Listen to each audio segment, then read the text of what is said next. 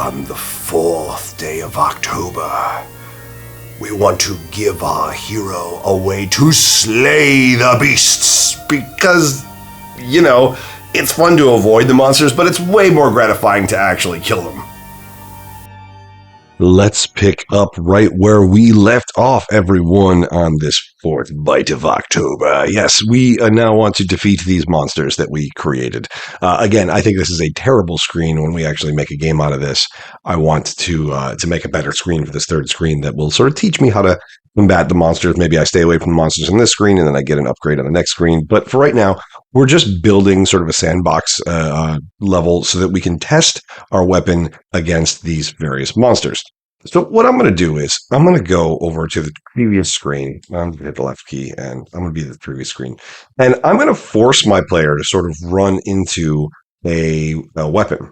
And so, I guess force is the wrong word, but it's going to be really compelled that he's going to run into a weapon. Now, what do we have for a weapon? In this game, we have a slingshot, and I use the term rocks that you have, rocks left that you have instead of ammo for obvious reasons. We're talking about a game that is fun for kids to play, and putting that in, hey, ammo, maybe that's the wrong nomenclature. So I just made it so you have a slingshot, you have rocks, they're supernaturally charged rocks that we're going to be shooting at the monster. And our, excuse me, our this is actually the slingshot. It's not a great slingshot, I know that. We can use either one of these tile sets if we really want to stay with the pink theme. Stay with this pink theme, and that's something to collect, but it does look a little bit strange as a slingshot. We could use this more brown one, and it's still got that white outline, so it still suggests, hey, you know what, this is something I can collect, but it looks a little more like a slingshot. Now, I think the slingshot graphic is one of my worst graphics in this entire project, but it'll do the job. So the idea with this is that this is a object that I'm going to collect. It's going to do something to my HUD, and it's going to allow me then to shoot with my shoot with ammo script that I've already got loaded into my player. Very easy to do this, but then we're going to take a look at the scripts. So I could either go down to the reset rocks, or I could right click on the thing and modify the attribute reset rocks. Now, you might notice I don't have the ability to add monsters on the screen. If you remember from yesterday's video, that's because in my screen info, if I were to look at my screen info, I don't have a monster group selected. If I did have a monster group selected, I could right click and now I can place objects or monsters in the screen. All right, I don't have that, so what this tile type is going to do, if I look at collisions, this is tile type 1 or 0D. So if I looked at tile type 0D, I would go into my settings and 0D, I scroll down. Let's take a look at what it's actually going to do. That's this reset ammo. I'm going to hit edit. Let's take a look at this. First of all, we've seen this already. We've seen this compare to the player, and is the player jumps here, otherwise it skips. So the only thing that's going to be able to collect the ammo power up is a player. If a monster walks over it, not going to do anything. It's exactly what we want to have happen. Only the player. And if it's the player, it's going to load 5 into a variable called my ammo. And then it's going to update the HUD element, and it's going to change the tile at the position of collision. So let's talk about all this stuff. Let's talk about this one first. This is a macro, and we looked at the same macro when we looked at prize. And I was saving this for this tutorial, so we can actually look at what macros are. I'm going to go over to my scripts, and I'm going to go to defined scripts. And let's say you don't know where to find the macros in our Finder. They're all right here. And we can add more macros. We can download some new macros. We can alter these macros. What I was looking for was the one called change tile at collision right there. And I don't know what this says, but if I pull this screen up, I've actually got the macro right here. And what I can see is argument 0 is the meta tile to change it into, and argument 1 is the collision type to change it into. And then what it does is it looks at what collision point this is, what tile is actually colliding, and it changes the collision table to whatever I have for that second value, and it changes the tile value to whatever I have for the first value. So going back, And if that was confusing, going back, if I were moving around the screen, let me see, that was in tile type. There's ammo. There we go. If I was moving around the screen, and I run into a tile right here, that's my collision position. So it's going to change the tile to tile 0 in that collision position and change the collision type to 0. Now 0 is walkable, and 0 in my tile set is the tile in the top left corner of the tile set, which is all black. So it's going to disappear. I could change it to a different tile type. I could change it to a different collision type. If I wanted to all of a sudden change it to a solid tile type or a trampoline, I could do that. I don't know why I would do that because I'd be like stuck inside of it, but I could. And maybe I change it to a monster block. So if I touch it, now it's a monster block. And now if my monster hits it, he'll go the other way. I could make something that does that. All I'd have to do is change this to a different tile type, to the number of tiles. So when I say the number of tile, I'm talking about this.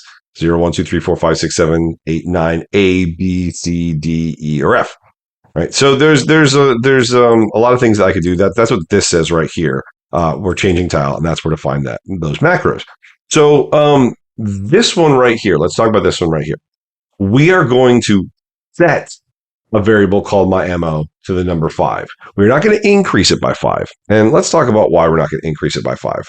For the prize, you'll notice we use this add value, and we talked about that a lot in the second byte of October's tutorial. We talked about how we had multiple bytes, and they represented different digits, right, of the score, and there was 8 digits to the score.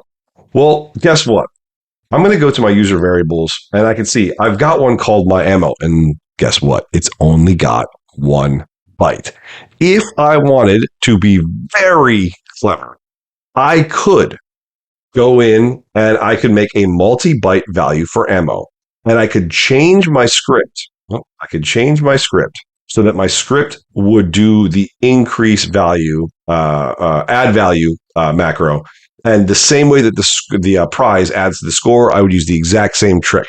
But I don't. I've only got this 1 byte right here, which is just my ammo, which means that really I could make this go all the way up to 255, but then I've got to represent it on screen. And anything past 9 is going to require me to show 2 digits, right? So what I've done is, instead of making ammo increase by 5, because then if I get 2 of them, all of a sudden I'm already at 10, and then it'd already be at 2 digits. I've made it so every time I collect my slingshot, I get 5 shots. That's it, always. So if I already have 5 shots, I get another one. I still only have 5 shots. I only will ever get 5 shots, and I can plan my game around it. If you are feeling really bold, and I hope you are, you can actually take a look at how we've done. Go back to the second tutorial and look at how we did the prize tile, which is, if I open any of them, I'll open up. So if I open my prize tile, look at how we did this one. Remember how my score worked with the different place values. Use the add value instead of just loading and storing. And try and make ammo that works that way, where it increases by 5 every time and then updates the higher byte values. Go ahead and try that.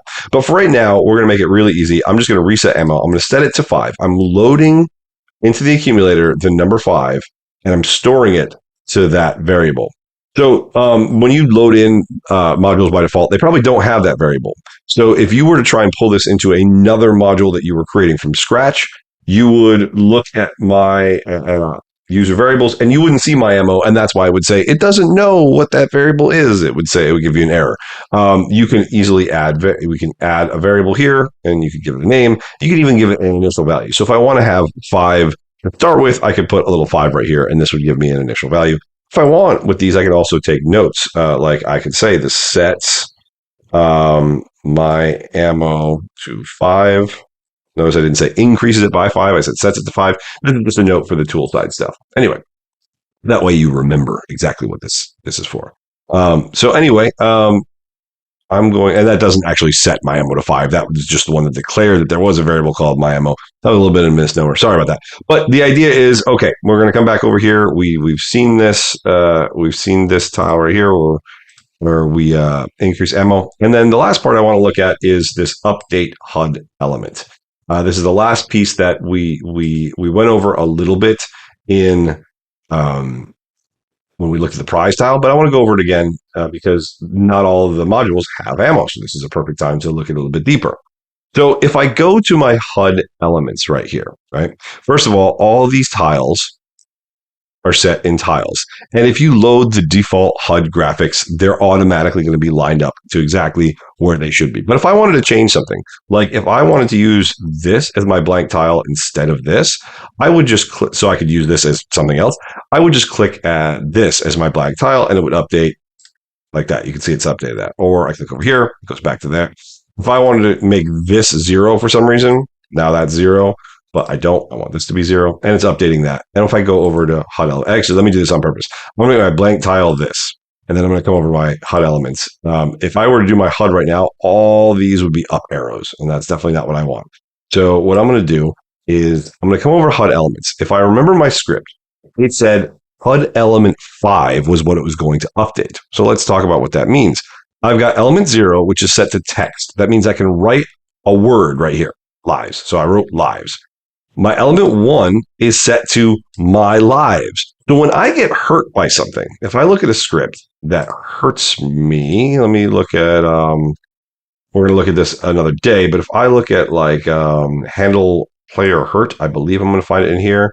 What I'm going to see eventually is I'm going to see, no, I'm sorry, I'm not going to see here because this automatically resets the screen. So I don't need to update my lives.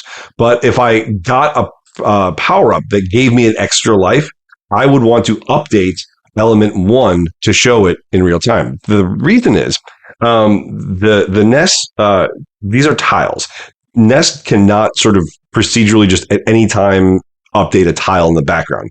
Rendering has to be turned off, and that happens at the end of every frame. There's a very small amount of time where the light bar of a CRT TV is moving back up to the top of the screen, and in that minimal amount of time, that's when the NES has the availability to update the tiles before it starts drawing a frame again.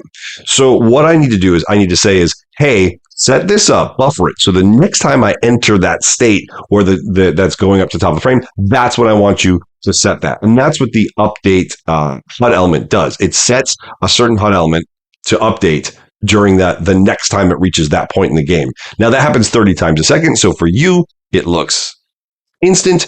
But just to understand a little bit better about what's going on under the hood, when you see max value here, this does not mean the max value of the amount of this variable. What this means is how many place values that we want to see. So if I do this, you can see as my max value goes up, place value goes up.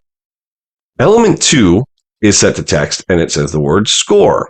Element 3 is the actual score. There's the root variable, and it's got 8 places instead of having 1 place like lives did. It has 8. Okay. We are now going to write the word rocks with the text. And then element 5 is going to use the my ammo variable. So I wrote this in for this project. And its max value is 1. Again, that doesn't mean you can only have 1 rock. What it means is it's only using 1 place value. And we know we can only have 5 rocks. So that works fine, right? All right, so this is what's happening. If I want to update a HUD element, so if I make something in the HUD and I want to see a change to it, I use that. I change the variable, and then if I want to see it, I need to update the HUD element that it is. So if I go back to those scripts, that's the reason why I'm updating HUD element 5 for the number of rocks, because the element number 5 is showing the value of the variable my ammo as a number. So if I go back to that script, which was right here, this one, it's updating HUD element number 5. And so if I made something else on element 7 that was a number and I changed it and I wanted to show the update, I would update HUD element 7. All right. So this should work pretty easily. And then we're going to do one thing that we talked about in the last step here. Let me go in here and game. And I'm going to see on my second screen now, I'm going to have the ability to get my slingshot. Yay. All right. Now, if I look, I've got 5 shots. I'm going to shoot one randomly. Oh, cool. I've got a slingshot. Now I'm going to come over here and I'm going to hurt my monsters. And you saw what happened, right? It hit that tile and changed direction. Oh, no. Why? Because we told it to ignore it if it's a player. and this object isn't a player. Oh no! Remember when I said yesterday that maybe the thing that we should do is check to see if it's a monster and not to see just if it's a player, and do a positive affirmation. Yes, it's a monster, so then do the thing. And this is the problem that I anticipated. So now I've got to go through and I've got to change what happens with that tile slightly. No problem. We're gonna still keep it relatively simple. I'm gonna change tile type monster block. What happened was it said the player. Yup, go here. No, it wasn't a player, so it's going to change direction. Well, I need to have another check. So if it's not a player, okay, I now need to check to see if it is of the type number 1. And why am I checking number 1? Because this is making object number 1. A slingshot rock is my object 0, object 1. So I'm going to check to see if the type of the object is number 1. And I don't know why, but my lower bar just won't come up while I'm running this capture app. No problem. That's why I have to keep coming back to this. You should actually be able to move your mouse to the bottom of your screen and see all your you see your Notepad++ open. So let me come back over here to this monster block. And here you can see, we check the we check. If it's the player, if it is, it goes here. If it's not, it's going here. We need to do another check in here, right? Because yes, we want to skip if it's player. We also want to check it if it's of the type 1, which is your slingshot rock, right? These game objects, at least with these first 16 objects, it's always consistent. This is always object 0, 1, 2, 3. If I'm talking about the object type. So when you create an object in the game, it's given a type. This is object type 1, object type 2, object type 3, object type 4, etc. So what I can do is I can look at what is the current object's type by writing load object type X, right? So I could have done this to see if it was a player type object too. Instead, we have a special variable for a player called player1object. Okay, but what I'm now going to do is I'm going to load the object type and I'm going to compare it. CMP. Compare what's in the accumulator to the number 1. All right. So if it is a 1, if it's equal to 1, that means it's one of these, which means I don't want it to change direction. So I'm going to say the same thing. I'm going to say BEQ. If it's equal to that number, I'm going to jump to that same place. I'm going to jump to yes is player, so skip. Now, so I can comment this. So I'm going to check the type. Is its first object type, which is slingshot rock. That way I can remember what it is. And I wanted to skip the turnaround as well. If I wanted to put another label down here that said yes is rock to skip, I could do that. But it doesn't matter. Like it's going to the same place. The idea is that both of these conditions are going to jump down here. Now, so a really clever coder can put all of their objects that are going to ignore this collision and put them at the first 8 objects. I don't know. And then you can say, is it less than the number 8 instead of saying is equal to something? And if it's less than number 8, it's going to skip down. It's just all about optimizing in different ways to use these comparisons, just putting some thoughts in your head. What I'm going to do, this is the easiest way. I'm going to hit Control S, save that. And now my monster block should behave as intended. I will be able to shoot my monsters. And when I shoot my monsters, or when I shoot the monster block, it'll ignore this object. So let's test that and make sure it works. I'm going to jump past, get my candy, get my slingshot, and now there we go. Now it goes right through it again, as I would expect. And now I can defeat all my monsters, and we're going to want to make that look interesting later. I can't reach that guy. Oh, I'm going to need a trampoline in here so I can jump up and actually get that guy. And I'm out of ammo anyway. So anyway, that was hopefully a fun look under the hood. Basically, how this ammo system is working with projectiles, and how we could jump into the tile script that we just made, and also check to see if it was a different type of object. Hopefully, that's really helpful. We haven't really gotten into the inputs that drive this before. We haven't looked at that yet. But if we look at the input scripts, we can actually see one of them is called shoot projectile ammo. And this one right here, what it does is, we'll look at it real quick. It loads my ammo. If it's not equal to 0, then it can shoot. Let's dump it to right here, right? If it is equal to 0, it means it can't shoot, and it ends up going all the way down here. We just did that sort of branching script in the other thing, except now instead of checking which object we're checking to see how much ammo. If it's equal, I can't shoot anymore. If it's not equal, it does all this. The first thing it does, take a look. It decreases my ammo and it updates the HUD element. It loses 1 ammo. We already know how to do that. We looked at that in this script. And then it stores X and stores Y, and reverse it unstores Y and unstores X. It puts Y back in Y. So now I can play with X and Y all I want right here and not corrupt them going in, coming out of this, which could have big consequences. Again, we'll get into that a little bit more when we do more ASM primer, but just know what I'm doing right now is I'm corrupting X because I'm loading something into it. I'm also going to corrupt Y in this right here. So I wanted to make sure that because I need to use them, I want to make sure that they're the same coming out of this as they were going in so that I don't cause problems coming out. Like if something depended on something being in X and Y before I came into the script, I want to make sure that it's dependably that same value coming out of the script. Anyway, so what's happening right here is it's getting the player's position and adding 4, which is we'll put it halfway in the middle of the player. It's getting its Y position and adding 4, which is putting it vertically halfway on the player. And then it's loading the player's direction. So if he's facing right or facing left, we're going to push that into the other object as well. Now I'm creating a new object. I'm creating it at the X value of the player. I'm creating it at the Y value of the player. And you can see that I can say X, Y, the object I'm creating, the starting action. And this is the screen and the starting action. Sorry, that's all we have for this.